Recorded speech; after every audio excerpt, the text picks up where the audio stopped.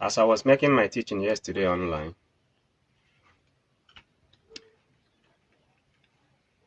based on the teaching we do have here, I'm not what people now say. Oh no, since God created the world with one, and He commanded the seas and the earth to bring forth human beings, and they did from His commandment. The forest and the earth, they brought up animals, those looking like the chimpanzees that has the shape of man. Aka na ụkwụ na-abụ na-akwụkwọ ọtọ na-aga ije.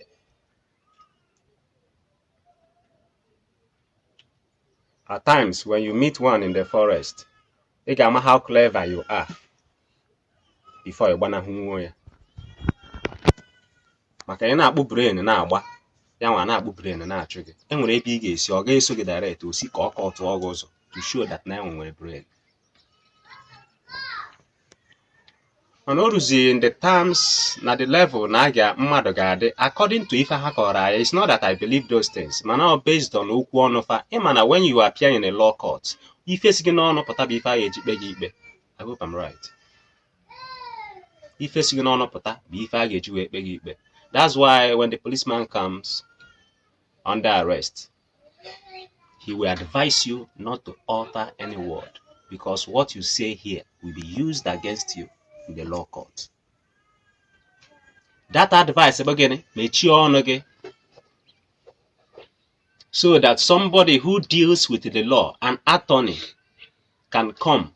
Attorney give me take your permission. I want to see him. I am his lawyer. Attorney give you any no privacy. Or that is the function of an attorney. That is a solicitor. You know, we have two words. We have enlister and a solicitor. You can solicit for someone. You can also enlist for someone. It's an English word. To solicit means I am going to help you, but you have to pay me. That's the function of a solicitor. Then somebody who is enlisting, somebody that is trying to help you without expecting anything from you. I'm enlisting on his behalf. And when he needed from Onya, one name, but a solicitor is man apatage. I got by. If he and that's why lawyers are called solicitors. Now, the reason why we are 100% traditional people, if there is anything more than 100%, that is where we stand. Both culture and tradition. But the truth is that our people have been deceived. The land is totally gone. The land, our entire continent, have been swallowed up by the ocean of deception. And the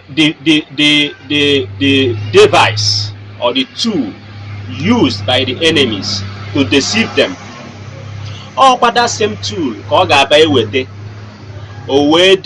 easy to bring them back.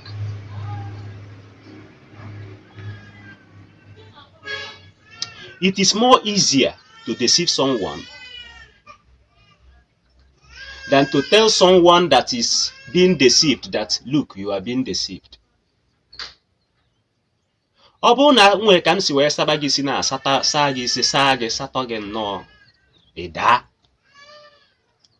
strength to convert you, to deceive you, made that same strength apply to revive you, to bring you out from that deception or my work.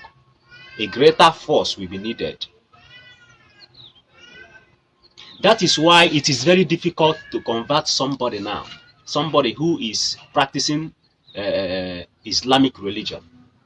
He has been brainwashed already.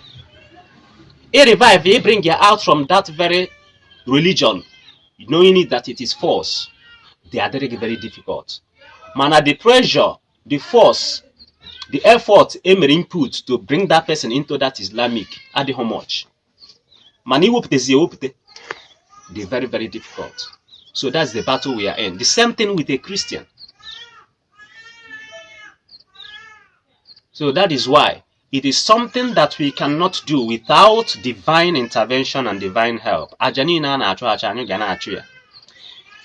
generation nwere the purpose ha ji wee bịa ụwa. Every generation enwere purpose every generation ji abịa ụwa. And I want to let us know that this present generation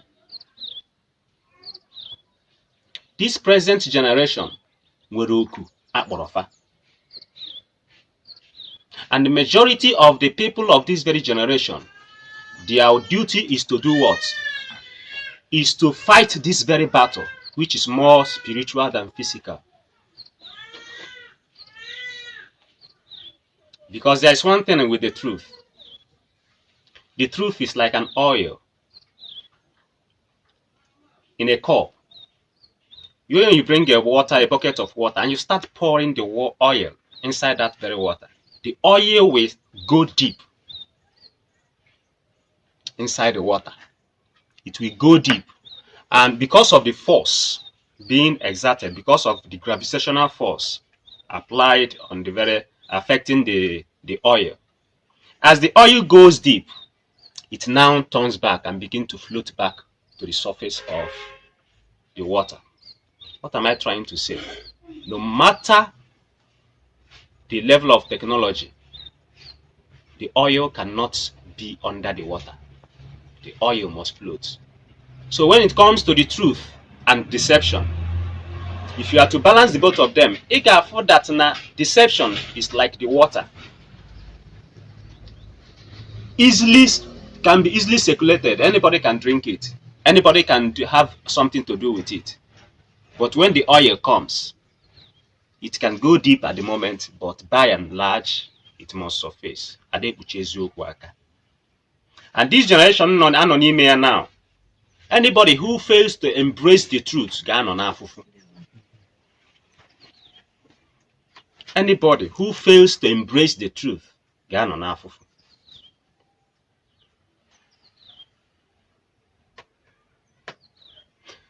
because majority this time are called to take up upon this very movement and cross. Africa is under destruction. I am telling people that our problem is spiritual problem. Because when you try to get a strong man, the first thing you need to again, try to conquer him spiritually. Or in spiritually, then that person is gone. When they came, they found out that the most difficult race in the entire black world was this particular tribe. This particular tribe I know very, very difficult. And the hardest, the strongest people but this particular tribe. They always believe in themselves. They believe that every Igbo man believes that he is a god. That is why because that thing is in them. Very stubborn set of people. And I know how common it is. Now, out of the children stubborn. Nke aha kacha adị stubborn bụ ya na aka awụ isi ọkụ ya. Asị ya nọrọ ebe ọma nọ. Edozi omesasịa. Nke ọbụla agwa ya ọ dị ekwe. Mana ịbịazie na the heart of the father, if not that stubborn one ka ọ ka wee megin, ka ọ ka like ya. It is common. Ọ nke adị stubborn. Any day ọ pụtara ọ bụzie na nwa na-adị stubborn na ọ dịzi stubborn na ọ nọrọgo nwa ya, ihe ọzọ ọ ga-ajụ bụ ahụ ọ dịkwa nwa. Nna bịa enwe ife na-eme gị. Ọjụba because or they amazing exhibit that very character o ji wee mara ya. Mana yet ọ bụpụtakwa character ya so nwa nke a ga-egbu m. Nwa a ga-egbu m ka ihe mere nwa n'una. That same child. Ifro ya. Now coming to the entire race enwe n'ụwa. Ifro this tribe, enwe tribe Chukwu furu n'anya karịa this tribe. And at the same time, anyị nwa bụ ndị kacha awa Chukwu isi. That is what I keep telling people, and it is the pure truth. anyị nwa bụ ndị kacha awa ya isi. Nke ahụ dị stọbọn nke a na-akacha apịa ụtalị. Ọ na-apịa anyị ya steady, mana ọ fụrụ anyị n'anya too much. If we can convert our stubbornness in a positive way, our land will be good. The only problem we have with nature, with God Almighty, who is nature, is that we allowed ourselves to be what? To be deceived. Anyị kwetere ka a ghọrịa anyị. Something that has been existing for thousands of years. Anyị amara mgbe o bidoro. Omenala anyị amara mgbe o bidoro. Ọdịnala, we cannot say this is when it started. Our culture, we cannot say na onye bidoro ya. Anyị ama emenwu ya. We can't say it. But we can tell you, we can speak about the origin of Christianity. Ọkwa eziokwu. Anyị ga-asị nwere ka o si bido. Nekwanụ ka o si wee malite, ne ka o si wee jelekwa onye dere nke alekwa. We can tell everything about it. Omenala is just like God. Enweghị ihe ọbụla anyị ma about Chukwu. We cannot say this is how God started. Ka ezi ka God ga-esi wee dizie aligned with something anyị ma the beginning. More than nke anyị na-amaghị the beginning. How can the religion God ga-eme accept bụ a religion anyị ma ka o si bido? Is it not foolishness? Ndị Igbo, I'm asking you, ọ na ọ bụrụ nzuzu? O wee nye iwu, wee nye commandment, wee wepụtasị anụ, ma anụ nke dị ka mmadụ, ma ndị nke nọ na mmiri, ma ndị nke nọ na... We have been teaching all these things here. O wee ruzie na nke gị na ike mmadụ, agwakwa nwe na ọkwa ihe a kọrọ ka m ji ekpe ha ikpe.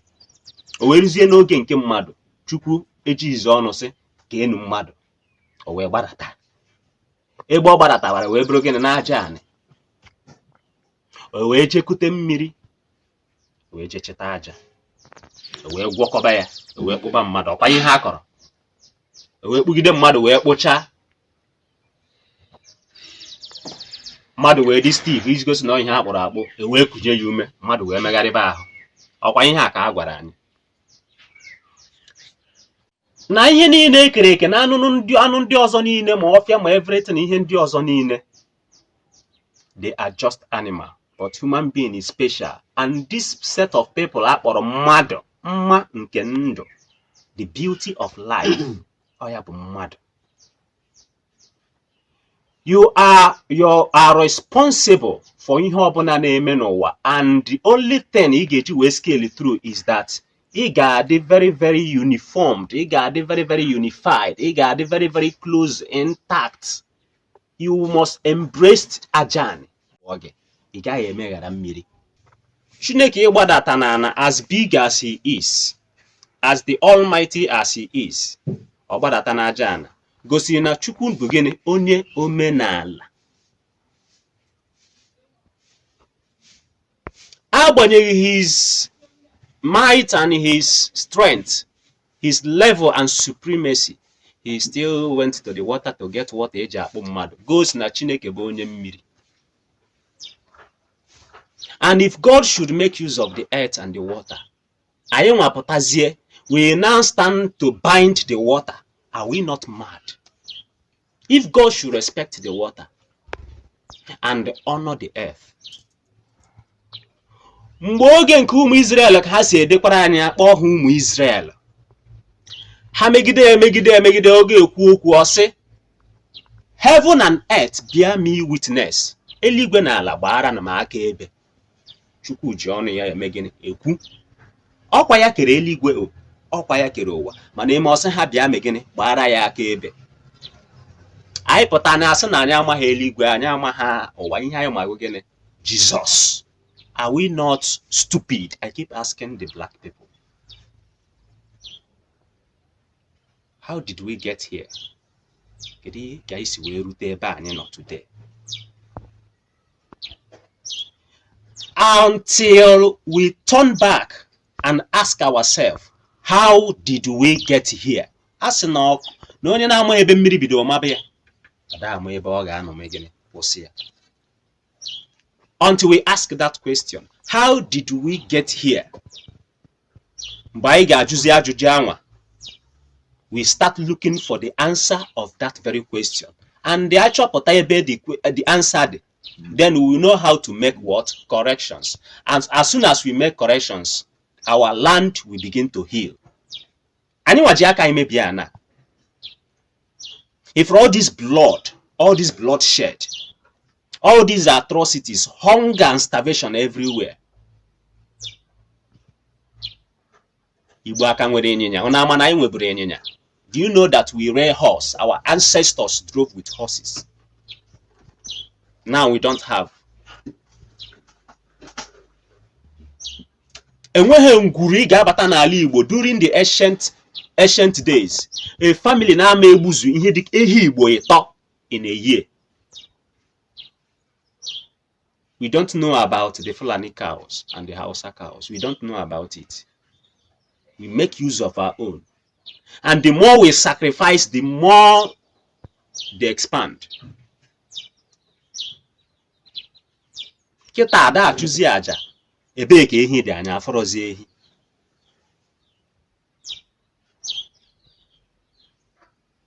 Mgbe ahụ enweghị every 4 days.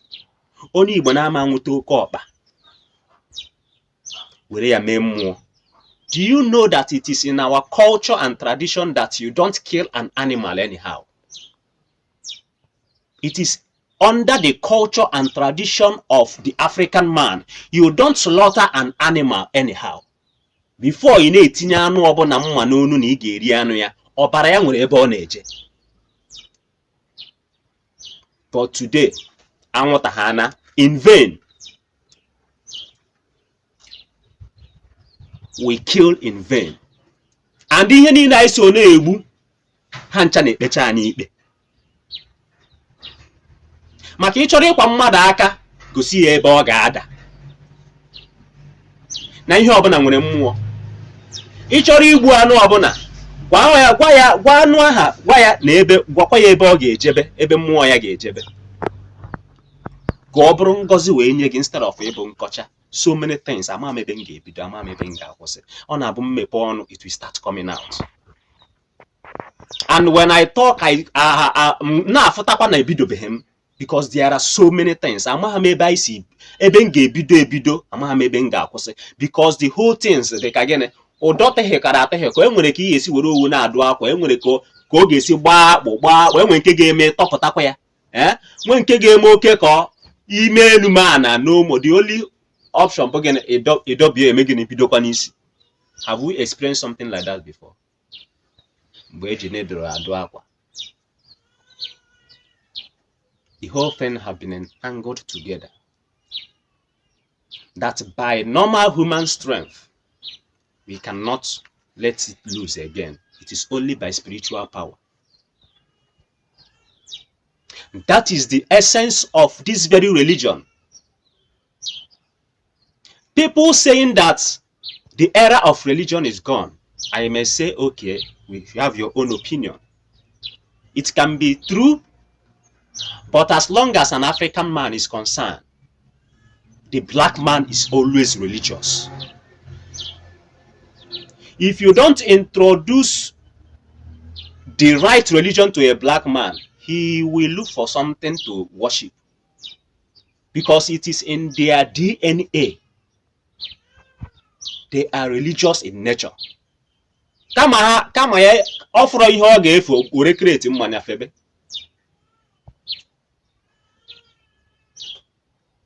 That is why. Ọ bụrụ na if the colonial masters, when they came to our land, na ha say forget about this very religion. This is fetish. This is evil. This is that. I say okay, no problem. I forget to go here. Then ha nwa na gbaa anyị nkịtị. Ha tọnụ na-akwa ichi aha wọka. Oh, no, sai kuzi ka imebezi enu gịnị ka ezi ihe unu sizi na anyị mebe. But because they know that we are religious, that's why ha jiwe ha say what happen nke a adịrọ mma, nke a na-emonu, nke a na-emonu, nke a ngwa n'ezienu, nke a megịnị mebe. I wee kwete ebe ọ bụ na enwere nke egosiri anyị mebe. You cannot tell an African man leave this and then stay like that. No. They provided with something that is killing us. They will bring ethanol to us and tell us that the ethanol is the best drink. And then they will buy our adobe. They will buy our ogoro onunku. They will buy our ijo drink. The real one I went from Pine Wine, see a refine oil. They will come and buy it and they will use it as for their pirates in the sea, robbing ships and all that in the sea with the original one, and they will bring ethanol chemical to us. Hey, this one is the best. And when was an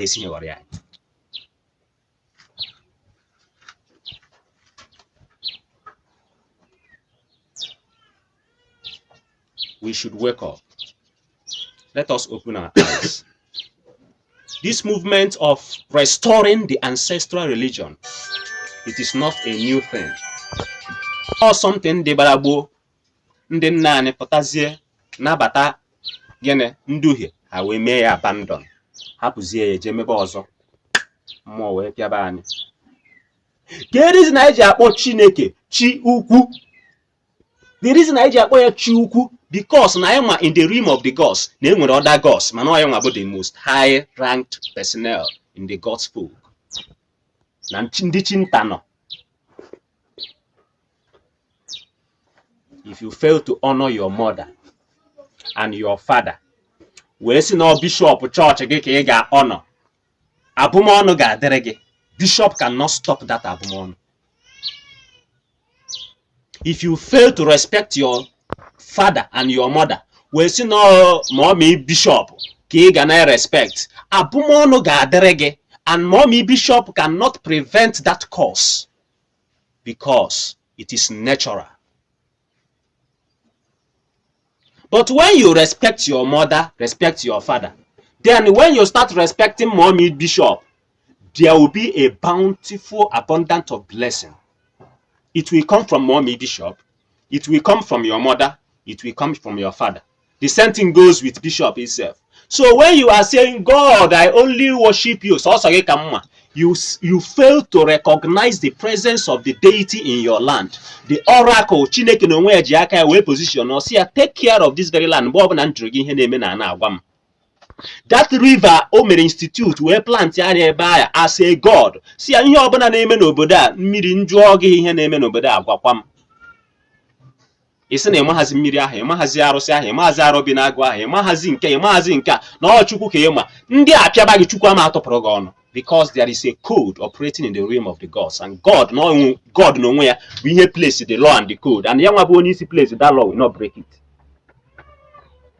Ọ gaghị break ya. Maka na ọ bụrụ nkịta ọ da-agbụpụrụ acha. Ọ ga-agbachi nkịta na-ata ọfụ. When you go through the right channel wee bịakwute ya agọzie gị. But if you fail to go through the right channel, your land are not suffer. I happened to meet a man, Noba, a wealthy man,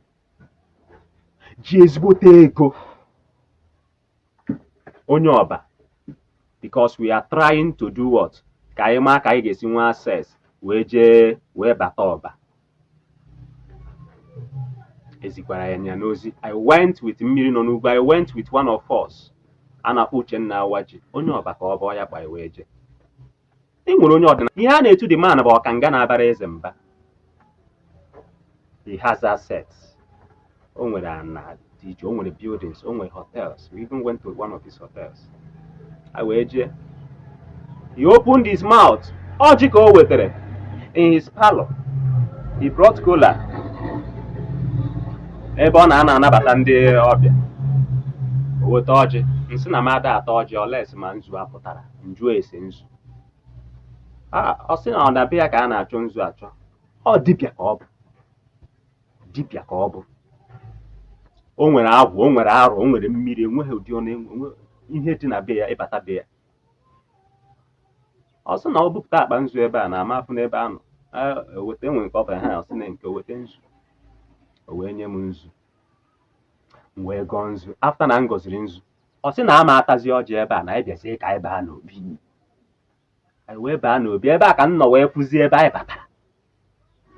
Wee bụrụ na ọ bụ oke ọkanga mmụọ na-emesi mmụọ ike.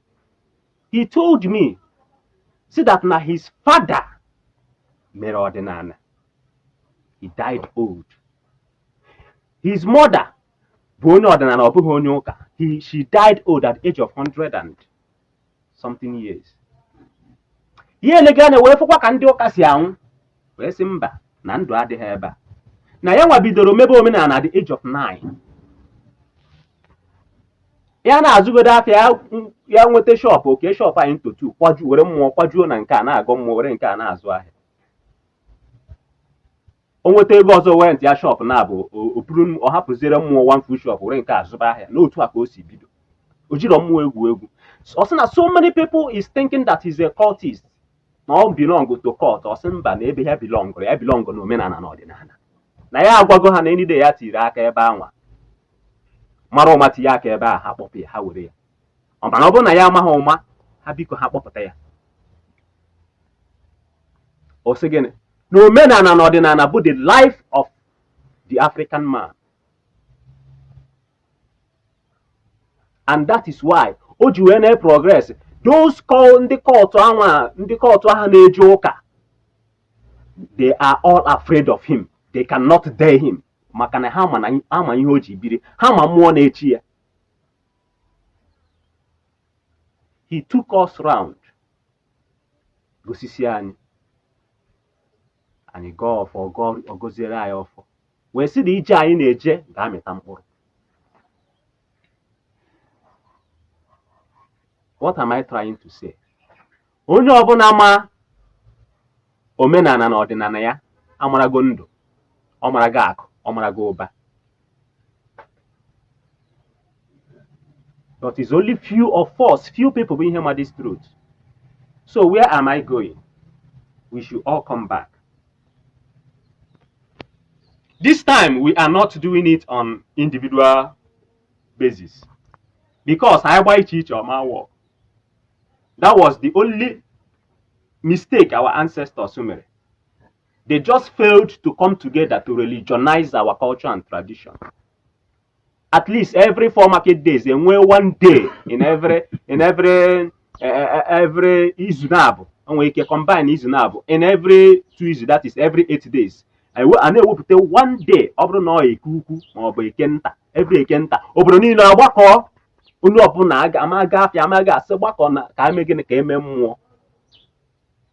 But during that time,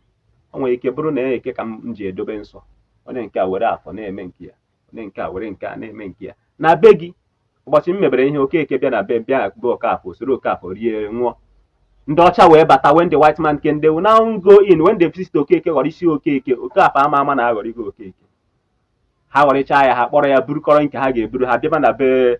But ọ bụrụ na e nwere nzukọ jikọrọ anya ọnụ in a crowd, that's na ukwu asịsa na ada eme ya mgbaji. That is what this generation have come to do.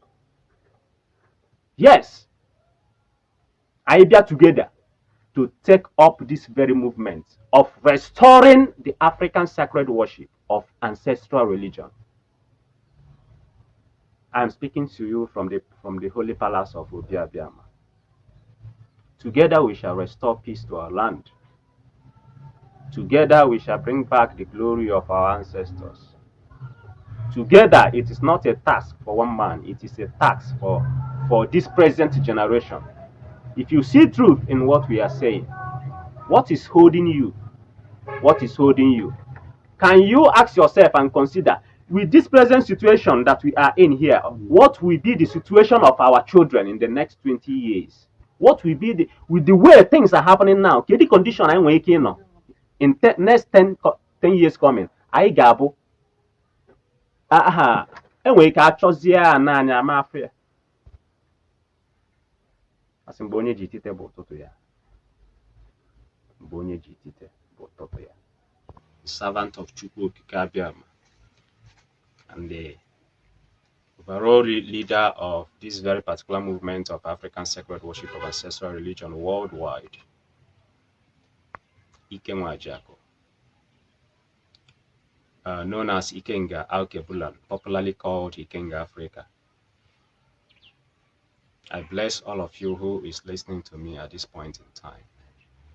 And I pray that the word of the Almighty Supreme God, who made heaven and earth and the whole things dwelling in it, will give us the strength and the wisdom to do what? To succeed in anything we are doing, especially to carry out the re-establishment of his kingdom on earth. Because the kingdom of God is on earth. Nke ahụ o mebere na mmadụ ga-anọ bụ n'ụwa ka ọ dị. Ndị na-echekwa na ha na-eje n'obi Chukwu na emechaa nwa ha jebe n'igwe, ọkwa ndị eriri eri. Ị gaghị Chukwu ama enye gị ụwa imebicha ya, ịbịakwutebe ya ebe a ka ị bịa mebie ebe ya. Ịṅụrụ gay, ịṅụrụ pan. That's something like that.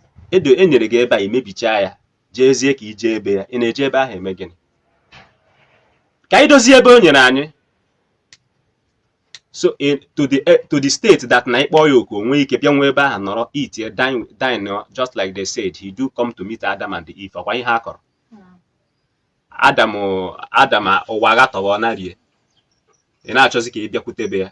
Aghara na-ayị onye kọrọ ụdị akụkọ ahụ. Ka Chineke mezie okwu n'aha Chukwu na ndị a. Obi abịama. Obi abịama. Obi abịama. Alaeze Chukwu oke abịa ma bịara, ọ bụ ka eme ya ka o guzosie ike. Anyị ga-eme ya ka o guzosie ike.